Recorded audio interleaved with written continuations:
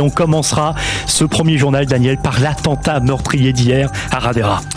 Oui, effectivement, Christophe, les noms des 2 gardes frontières assassinés par les 2 terroristes ont été rendus publics durant la nuit. Il s'agit du sergent Yazam Falar du village druze de Kisra Samia en Haute-Galilée et de la sergente Shirel Aboukarat de Natania, tous 2 âgés de 19 ans à peine. Les 2 terroristes originaires d'Oum el-Fahem en Galilée ont ouvert le feu sans distinction en tirant à l'arme automatique au cœur de Hadera. Des policiers de l'unité d'élite des Mistarvim qui par hasard étaient en train de dîner à proximité ont entendu ces coups de feu.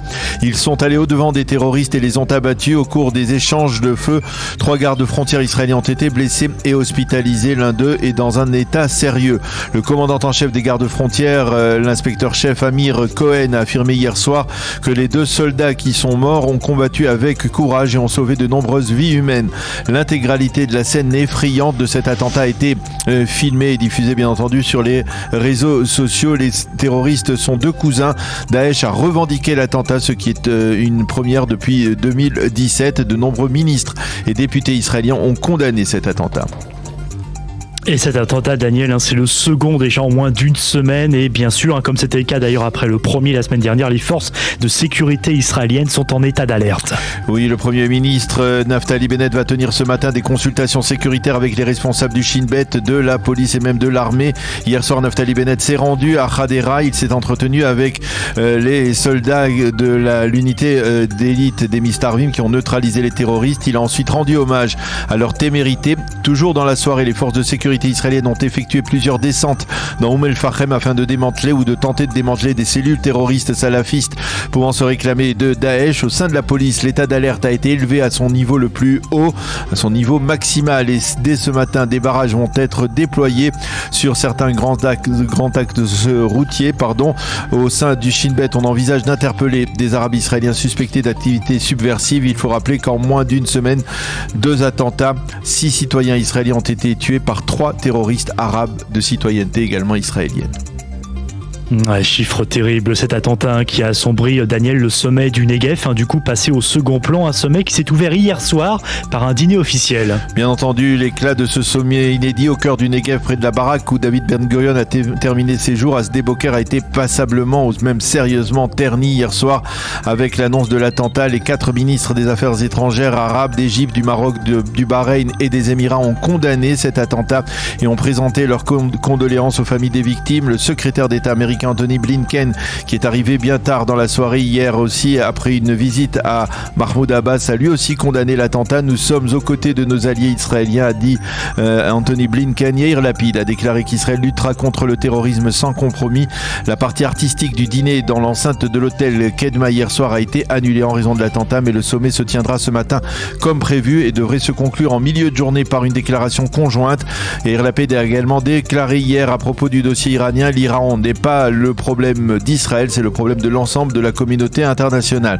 Quant à Anthony Blinken, il a affirmé que les États-Unis prenaient l'engagement que l'Iran ne se doterait pas de l'arme nucléaire. En début d'après-midi, Blinken s'est entretenu avec Naftali Bennett à Jérusalem.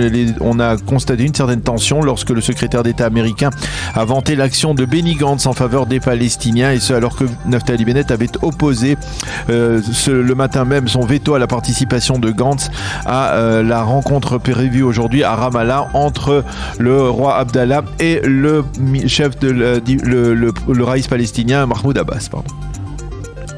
Et justement, les regards devraient se porter aujourd'hui vers Ramallah pour un autre sommet important. Oui, cette fois, ce sera une rencontre donc entre le roi Abdallah de Jordanie et le raïs palestinien Mahmoud Abbas.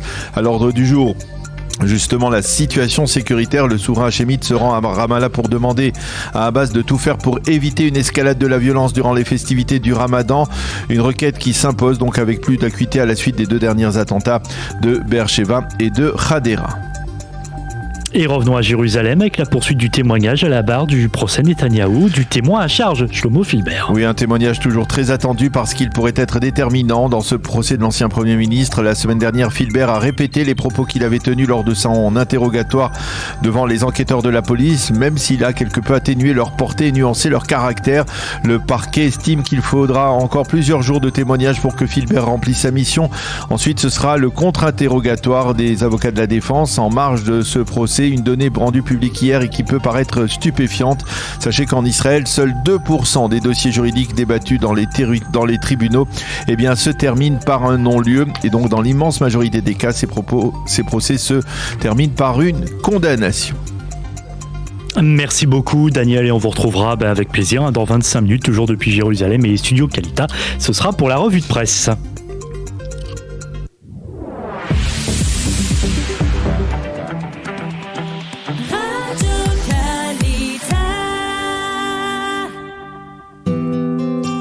Une page météo pour compléter ce premier journal d'information. Nouveau radoucissement, le temps sera ensoleillé, les températures grimpent un petit peu et elles seront conformes à la moyenne saisonnière. Elles seront selon la moyenne saisonnière, donc il fera aujourd'hui 12 degrés à Jérusalem, 19 à Tel Aviv et 27 degrés à Eilat.